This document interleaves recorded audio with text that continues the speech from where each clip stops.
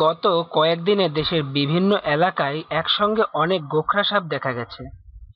রাজশাহী নগরের বুধপাড়া, তানোয়ার, সাতক্ষীরা ও কুষ্টিয়ার পর এবার রাজশাহীর দুর্গাপুরেও একসঙ্গে ৩০ গোখরা সাপ পাওয়া গেছে।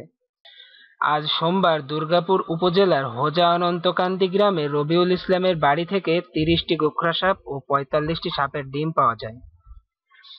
বাড়ির উঠানের এক কোণের গর্তের ভেতরে থেকে এসব গোখরা সাপ বের হলে স্থানীয় লোকজন মেরে ফেলেন, তবে বড় সাপটিকে পাওয়া যায়নি। এর আগে গত মঙ্গলবার রাজশাহী মহানগরীর বুধপাড়া এলাকায় একই বাড়ি থেকে ২৭টি গোখরা সাপ বেরিয়ে আসে। আতঙ্কে বাড়ির মালিক সাপগুলো মেরে ফেলেন। পরদিন ওই বাড়ি থেকেই বের হয় আরও ২টি সাপ। গত বৃহস্পতিবার রাজশাহীর তানোর উপজেলায় ঘরের ভেতর থেকে ১২৫টি সাপ বের হয়ে এলে সেগুলো মেরে ফেলা হয়। এ মাসের শুরুর দিকে সাতক্ষীরায় ২টি বাড়িতে ৭৬টি গোখরা সাপ পাওয়া যায়।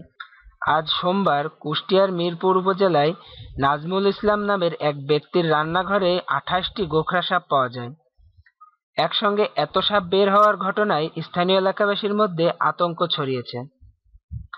বিশেষজ্ঞরা বলেছেন, কৃষি জমিতে সেচের কারণে মাটি ভেজা ও প্রচুর বৃক্ষরোপণের কারণে পরিবেশ ছায়ার সুশীতল হয়ে থাকছে। ভূপ্রকৃতির এই পরিবর্তন সাপের জন্য অনুকূল পরিবেশ তৈরি করছে। অপরদিকে কৃষি জমি সম্প্রসারণের কারণে সাপের আবাসস্থল নষ্ট হচ্ছে, ফলে লোকালয়ের দিকে চলে আসছে সাপ।